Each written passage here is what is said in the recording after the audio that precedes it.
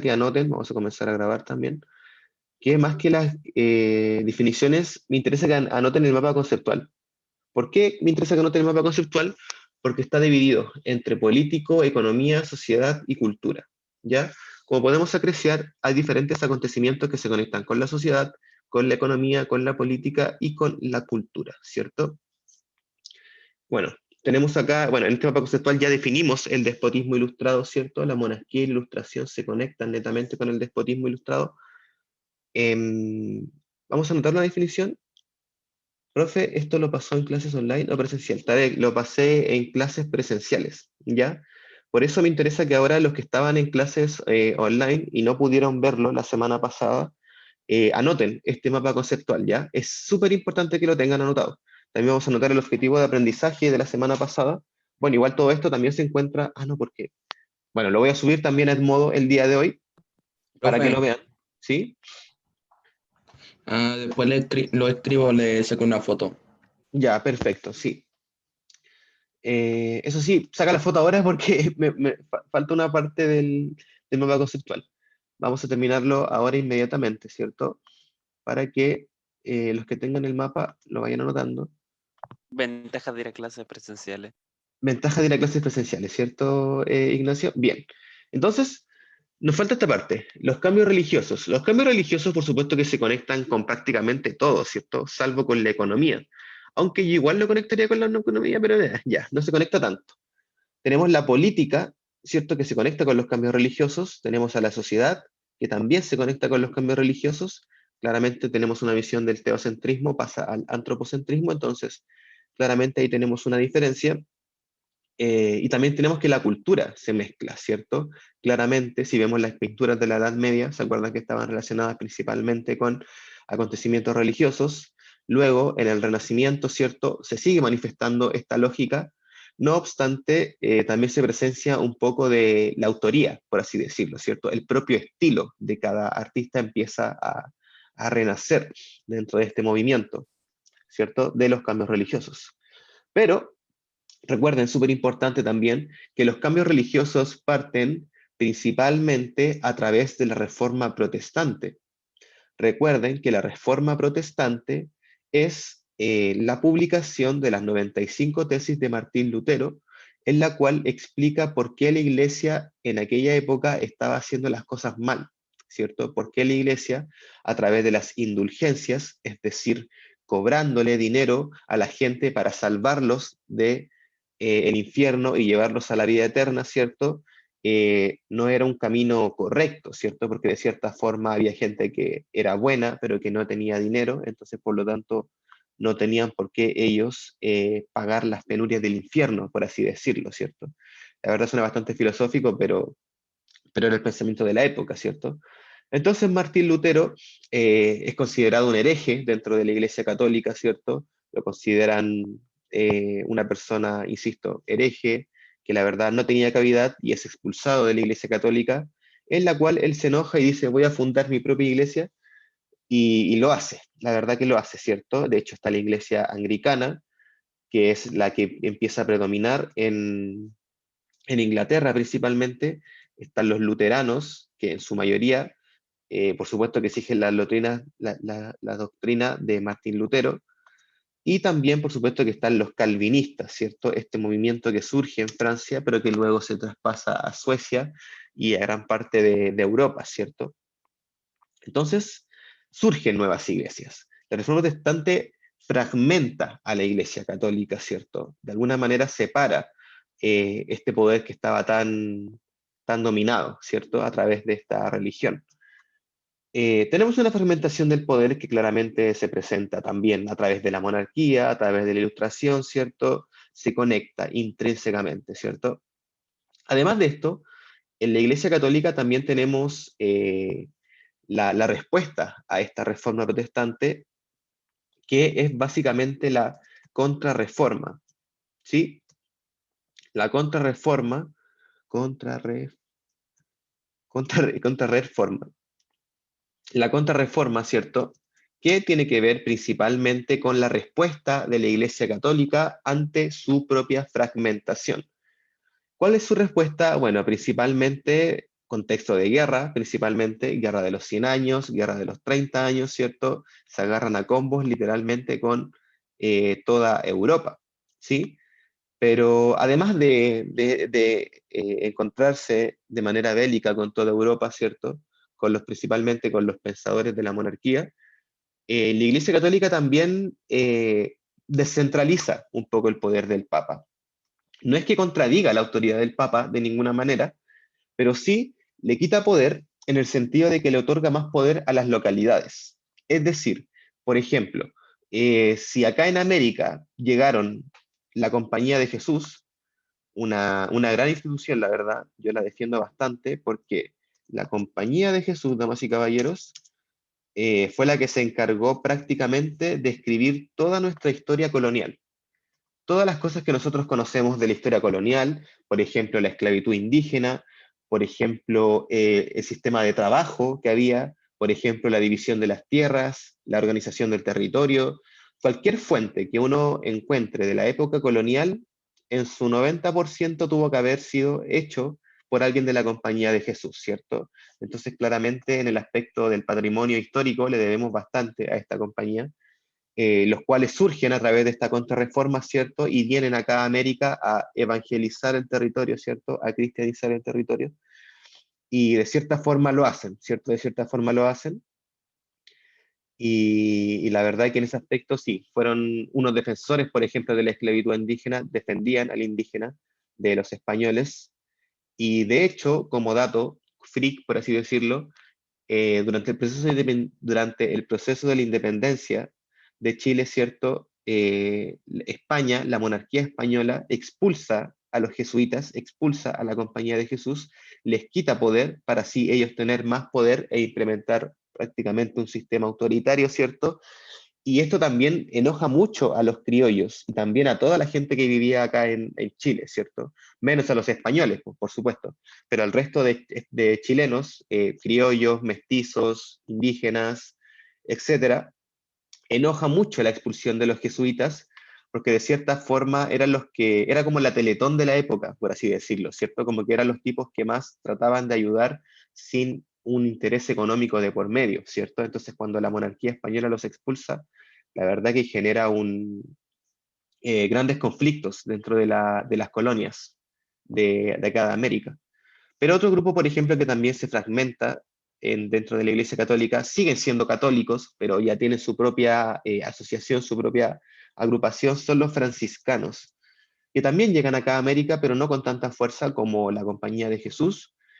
Estos franciscanos yo creo que los recuerdan, están muy dentro del pensamiento colectivo. Son estos tipos que tienen como una túnica, que andan descalzos y que regularmente se rapan acá arriba. No sé si lo han visto, ese grupo religioso. Quizás no lo han visto en vivo, pero sí yo creo que está muy en el patrimonio colectivo. Los cachan, ¿cierto? Los franciscanos, que regularmente andan o los representan con las manos así y andan como con una túnica larga, café, que lo amarra al cinturón como una cuerda, y regularmente siempre tienen una representación muy austera. Y la verdad que sí, los tipos querían vivir con la menor cantidad de dinero posible. Eran muy estrictos en ese tema. Y también están, por ejemplo, los paulistas. Hay más instituciones, ¿ah? Hay más instituciones de esta fragmentación. Pero estas son las más importantes para el contexto americano porque los paulistas se encargaron de cristianizar y evangelizar el territorio portugués, es decir, principalmente Brasil. Entonces, prácticamente la herencia que tenemos de nuestra cristianización, ¿cierto? Nuestra evangelización, son parte de estas tres compañías principalmente, ¿cierto? Vamos, chiquillos, que si uno va, por ejemplo, al Paseo Humada y ve las catedrales que se erigieron en esa parte del territorio, son literalmente trabajos de la Compañía de Jesús. Insisto, los jesuitas se encargaron de cristianizar gran parte del territorio local, de nuestro territorio chileno. Y la verdad que tiene todo el sentido del mundo si lo piensan, pues chiquillos, porque que el Papa esté gobernando desde el Vaticano nunca o le va a costar mucho comprender la realidad local chilena, ¿cierto? Porque puede que le den información, ¿cierto?, de cómo se está gobernando el territorio, pero la información que le llega allá va a ser la información que la gente de acá, o los que tienen el poder acá, quieren que le llegue al Papa. Pero eso también tenemos, es como el cuento ese de, no sé si han jugado ese juego, que cuando se colocan en una fila y alguien le cuenta un secreto, y después ese secreto va pasando de puesto en puesto, ¿cierto? Y después, El teléfono roto creo que se llamaban. ¿cómo se llama, Tarek? El teléfono roto. El teléfono roto, ¿cierto? Y la verdad que es un muy buen ejemplo para ejemplificar esto, por cierto, porque la información que le llega al último persona de la fila, ¿cierto? Es muy diferente a la que dio la persona al comienzo de la fila.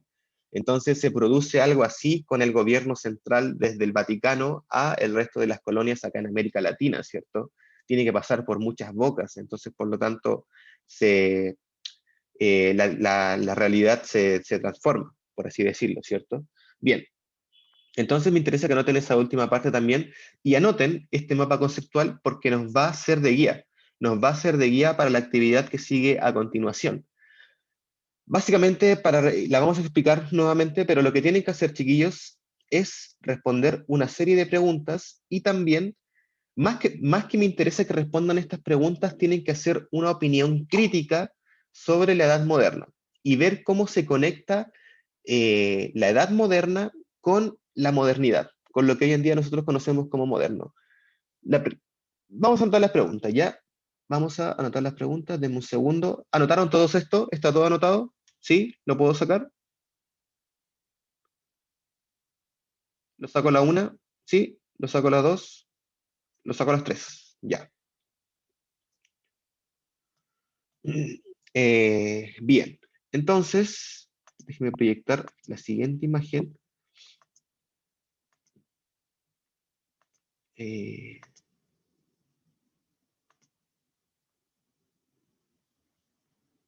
oh, esto, bien. Entonces, vamos a pasar esto rapidito también. También, esto si quieren lo copian, o sea, les va a servir mucho para el trabajo si lo copian, ¿sí? Pero la información igual la pueden buscar a través de internet y les va a aparecer algo muy parecido a lo que digo yo, ¿cierto? ¿Por qué no va a pasar eso, cierto, profe? Debería pasar eso. Bien, entonces, ¿qué nos quedaba? Ah, la reforma protestante, ¿cierto? En respuesta a la reforma protestante tenemos la contrarreforma, ¿cierto? Vamos a anotar acá, contrarreforma. Y la Fernanda parece que nos había dicho que faltaba el despotismo ilustrado. ¿Qué era el despotismo ilustrado, damas y caballeros? Rapidito, rapidito, para ir terminando la clase que nos quedó pendiente. ¿Qué era el despotismo ilustrado? ¿Nadie se acuerda? Lo vimos en la clase pasada. El despotismo ilustrado son una serie de reformas sociales, ¿cierto? Sociales principalmente, aplicadas por los reyes, ya sea el rey de Francia, el rey de Inglaterra, el rey de España, el rey de Portugal, ¿se acuerdan que hablamos de él también? No, no hablamos del rey de Portugal, hablamos del marqués de Pombal, acuérdense de eso. Serie de reformas sociales aplicadas por los reyes para mantener el poder político, ¿cierto? Recuerden que el despotismo ilustrado surge, ay, me estoy quedando sin voz. El despotismo ilustrado surge a puertas de la Revolución Francesa, a puertas de la independencia de Estados Unidos, ¿cierto? Y lo hacen principalmente para mantener el poder del Estado unido a su propio gobierno, ¿cierto? Durante más tiempo. Vamos, recuerden que Luis XIV decía, el Estado soy yo, el Rey Sol. ¿Se acuerdan de Federico II o de Catalina de Rusia, ¿cierto? Que también hacen reformas para mantener el poder dentro de sus propias casas. Recuerden eso, súper importante. ¿Esto se conectará con la actualidad? Por supuesto que sí, ¿cierto? De estos males que ejemplificaban los reyes es que se desprende la división de los poderes del Estado en tres, ¿cierto? Es que surge también el pensamiento de que ningún rey es un enviado de Dios, ¿cierto? Y que en la actualidad elijamos a nuestros presidentes, a nuestros senadores, a nuestros ministros y a nuestros diputados de manera democrática, ¿cierto? La participación ciudadana se hace mucho más palpable que durante esta época de despotismo ilustrado. También estas reformas sociales se pueden conectar, por supuesto, con las reformas sociales que tenemos en la actualidad, ¿cierto? Vamos, que estos reyes también invirtieron en educación, también invirtieron en salud, y son cosas que hoy en día también se conectan con el gobierno, ¿cierto? Entonces, por lo tanto, de que podemos hallar cosas de la edad moderna en nuestra propia modernidad, se puede. Y esa es la misión que tenemos que hacer ahora con ustedes, chiquillos. ¿Ya? Entonces, lo que tenemos que hacer, espero que hayan anotado, si no, no se preocupen. Entonces, lo que tenemos que hacer el día de hoy es básicamente eso. Tenemos que ver las cosas modernas de la edad moderna. Profe, qué filosófico suena eso, profe, la verdad no lo entiendo. Tranquilo que lo vamos a entender. Entonces, déjenme anotar Profe aquí. filósofo. No, no pasa nada. Lo que vamos a anotar aquí es el objetivo de aprendizaje, que es analizar, ojo, analizar un trabajo no menor, la verdad, bastante difícil si lo piensan, analizar las continuidades entre, todos con su cuaderno, ¿cierto? Las continuidades entre la edad moderna y nuestro tiempo. ¿Sí? Analizar las continuidades entre la edad moderna y nuestro tiempo. Bien, dicho eso, vamos a comenzar, ¿cierto? Y anotemos las siguientes preguntas. 1. ¿Qué es lo moderno de la edad moderna? ¿Qué es lo moderno de la edad moderna? Y ustedes se preguntarán, profe, no entiendo la pregunta. Tranquilo, anotemos las preguntas primero. ¿De qué manera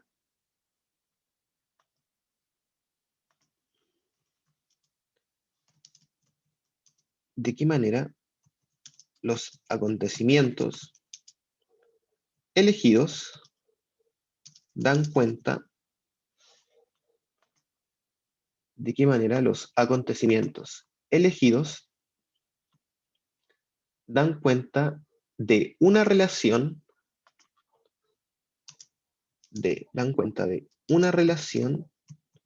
y no de un quiebre. Eso es súper importante, la continuidad, no el quiebre, continuidad. Esperen un poquito, déjenme silenciar esto. La continuidad entre el mundo moderno,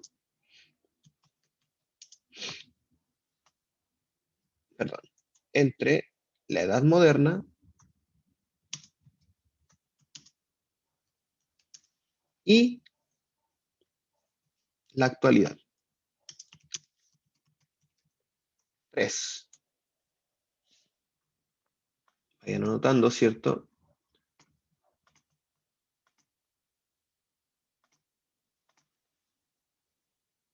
¿Por qué la continuidad analizada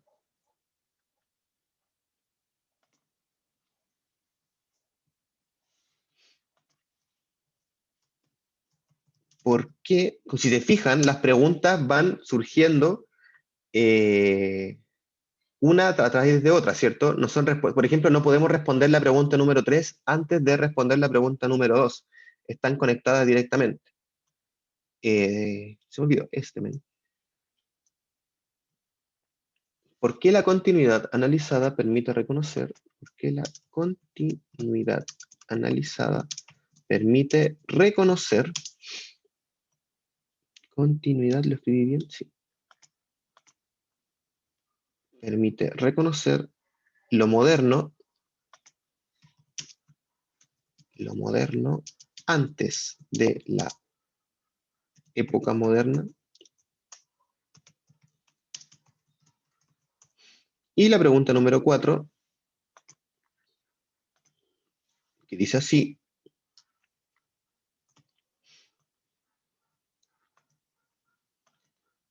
Dice, un segundo. ¿De qué manera?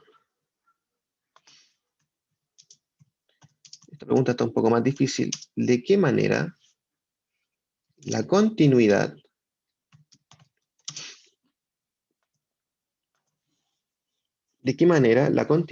analizada,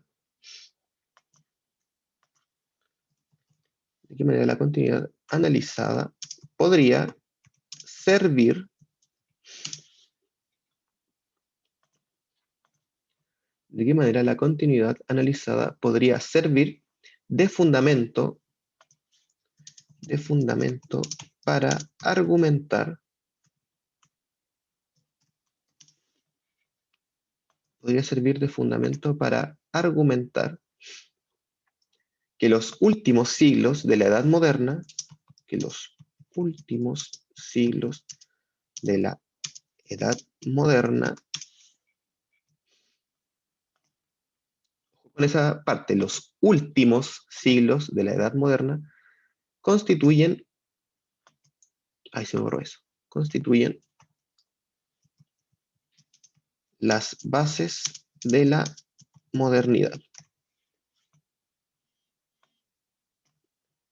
¿De qué manera la continuidad analizada podría servir de fundamento para argumentar que los últimos siglos de la Edad Moderna constituyen las bases de la modernidad?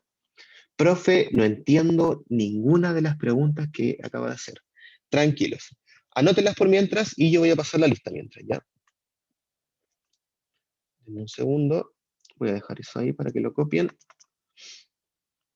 Anoten las preguntas, por favor, chiquillos.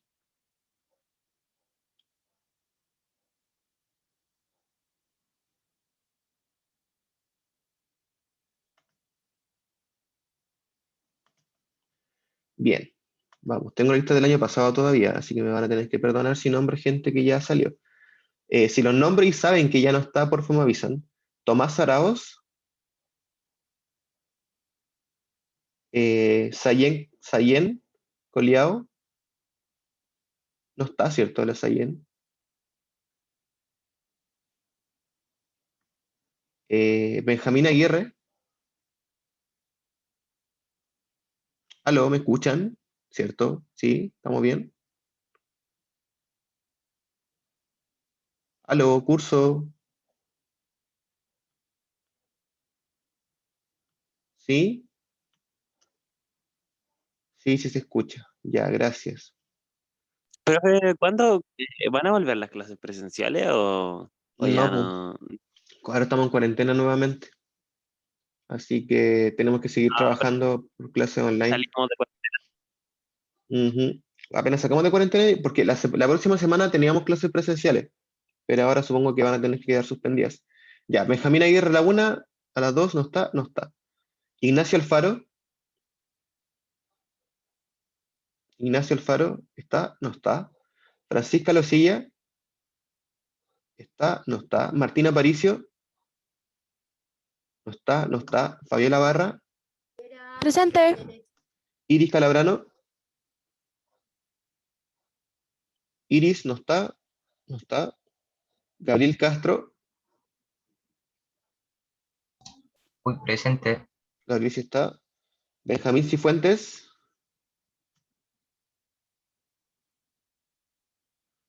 Benjamín no está, no está. Roberto Flores, Roberto está presente. Matías González, Presente. Vicente Enríquez, Vicente está, no está.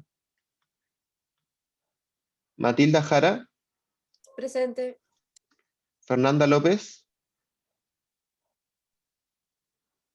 Fernanda, ahí está. Fernanda, estabas hablando, pero no estabas con el micrófono abierto. Mía Martínez, Presente. Alexandra Medina, Presente. Javiera Mora, profe, dice Presente. estoy presente. Javier está y Iris también está. Christopher Morales, Presente. Camila Ojeda, Martín Holguín. Fernanda Pasarín. Presente. Martina Pavés. Presente. Fernanda Pessoa. Javiera Pino. Presente. Javiera Quinteros. Vicente Quiroga. Vicente Quiroga, ¿no está? No está. Magdalena Rodríguez. Presente. Ángel Rodríguez. Presente. Camila Rojas. Camila no está. No está. Selena Silva. Sí estaba. Florencia Tapia. Presente. Florencia sí está. Martina Trejos. No está, no está. Diego Valdés. Diego sí está. Y Ignacio sí está. Ya, perfecto. Guardamos eso. Ya, ¿anotaron las preguntas? ¿Están listas? Sí estoy, aló. Sí, sí, ya. Profe, Ajá. no me nombró a mí. Tarek, toda la razón. ¿Anotaron las preguntas? ¿Están listas, cierto? Sí. Ya. Tarek González.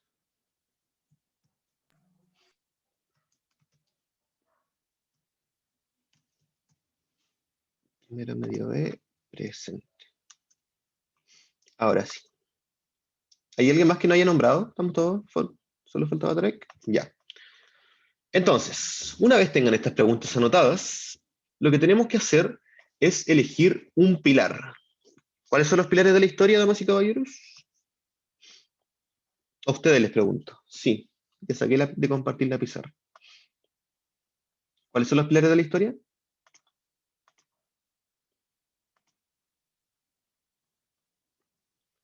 Política, economía, sociedad y cultura. Política, economía, sociedad y cultura. Ahí se borró de nuevo esto, pero ya lo recuerdan, ¿cierto? Contrarreforma. Contrarreforma, Concilio de Trento también se busca, Guerra de los 30 años también se busca, etc. Bien, entonces, política, economía, sociedad y cultura. Y ustedes tienen que preguntarse, por ejemplo, cómo se conectan las cosas, los acontecimientos que tenemos acá. Mercantilismo, la invención de la imprenta, renacimiento, humanismo, revolución científica, contrarreforma, reforma protestante, despotismo ilustrado, monarquía, ilustración. ¿Cómo se conectan estos acontecimientos históricos con la edad de nuestra edad moderna? Y ustedes dirán, profe, no se conectan en nada. Por supuesto que podemos conectarlo desde cualquier punto de vista. Por ejemplo, si ustedes me dicen, profe, yo quiero hacer el trabajo sobre economía. Ok, veamos entonces en nuestro mapa conceptual cuáles son los conceptos que se conectan. Mercantilismo, la invención de la imprenta y la revolución científica. Vamos que la invención de la imprenta podríamos conectarlo directamente con la divulgación de contenido hoy en día. Es decir, podríamos decir que la invención de la imprenta permitió que evolucionase el periódico, ¿cierto? Que evolucionase el periodismo para que luego el periódico fuera sustituido por la radio. Después de que la radio apareciera como medio de comunicación, tenemos que aparece la televisión. Luego de la televisión, hoy en día tenemos a nuestros smartphones, ¿cierto? Y hoy en día podríamos decir que TikTok es la evolución de la invención de la imprenta. ¿Qué análisis más burdo acabo de pegarme? Pero entienden la idea, ¿cierto? Es claramente, se pueden conectar las cosas. Si estamos hablando de divulgación, la invención de divulgación masiva, ¿cierto? Claramente la divulgación masiva de los medios de comunicación o las redes sociales se conectan directamente con la invención de la imprenta. Tienen mucho que ver. Y esto, a su vez, también se conecta con la revolución científica. Vamos, que nuestra vida hoy